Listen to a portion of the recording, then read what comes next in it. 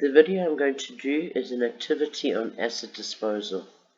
Alright, if you look at the question, you're given an incomplete fixed asset note and you're asked to complete it, showing workings in brackets, as well as do the asset disposal account and then a theory question.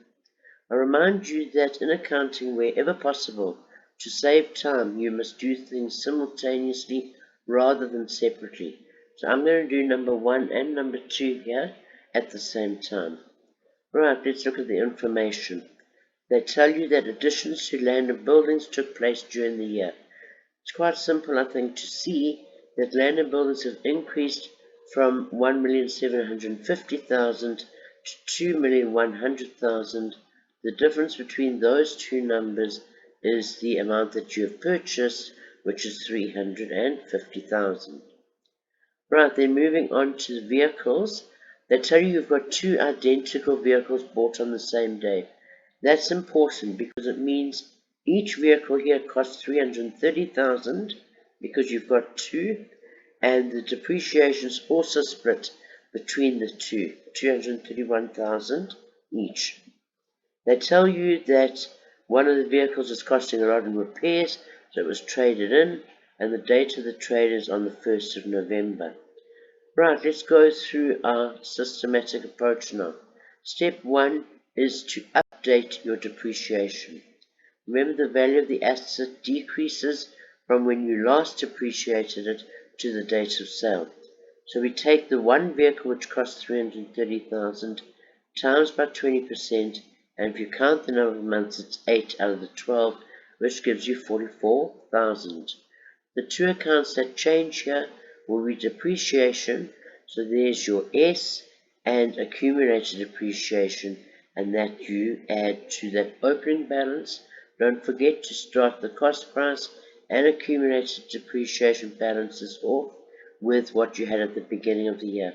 So we're going to add that update here. Right, step 2 is to transfer the cost price.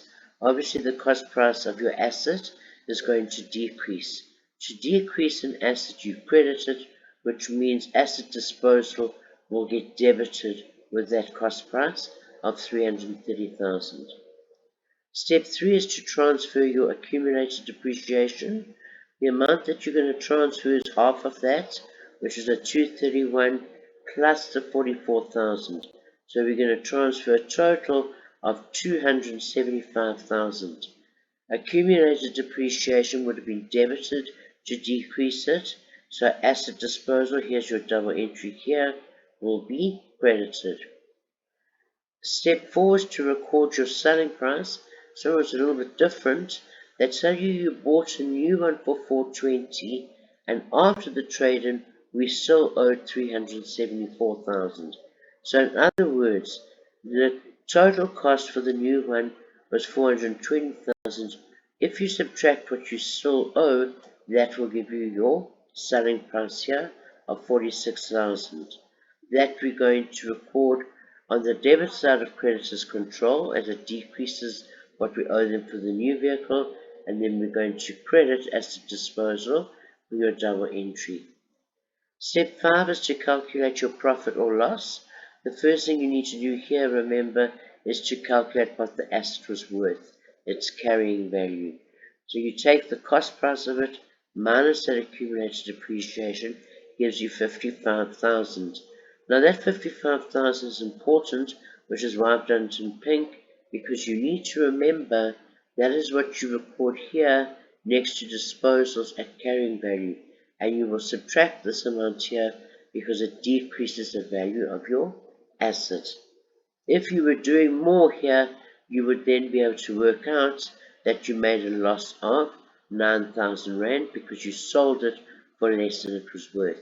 That loss on sale would be debited in its own account, so asset disposal will be credited. If you now add up the two totals, they must be equal. That takes care of the asset that I'm selling. So now I move on to the next thing, which is to work out the depreciation on my unsold vehicle. The unsold vehicles had other 330,000 here. So you're going to take 330,000 times 20%, that you had for the whole year, so it comes to 66,000. The two accounts that change, you will add to depreciation, so there is your U, and accumulated depreciation will also increase, so there's your U over there. The last thing you need to worry about is the new vehicle. They told you that the new vehicle cost you 420,000. So that is an addition at cost. So your cost price over here will increase as well. And you depreciate that now for November, December, January, and February, which is 4 months. If you calculate that, you will get 28,000. The two things that change here will be depreciation, there's your N, and accumulated depreciation, there's your N there. So can you see you've spelt out sun in both cases here. What you do now is you just work out the answer to the cost price and the answer to accumulated depreciation, which you then subtract to get the carrying value. And just to double check, if you take the beginning of the year 198 plus or minus these movements, you must also get 425,000. So if you're systematic, you shouldn't find this work too difficult. It's when you're not systematic that problems start. Right, and then there's a theory question here. Excuse me. They tell you that the fixed asset register showed equipment consisted of 10 laptops. When they went to investigate, he could only find 7. So that's a problem, because you're supposed to have 10 and you've only got 7. 2 staff have taken them home, but the other one you can't even account for. And the accountant's very angry about this. Now you need to explain why he's angry.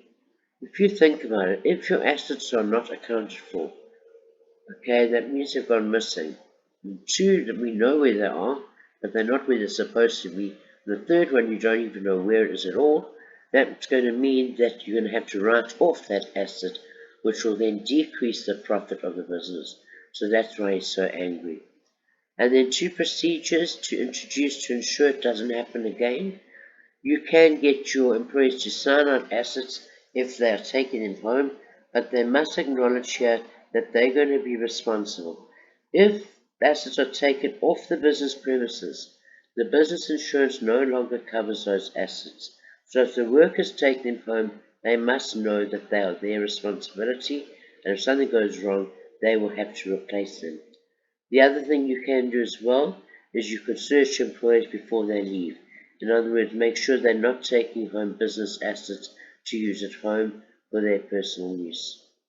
Okay, I will do more activities on asset disposal at a later stage.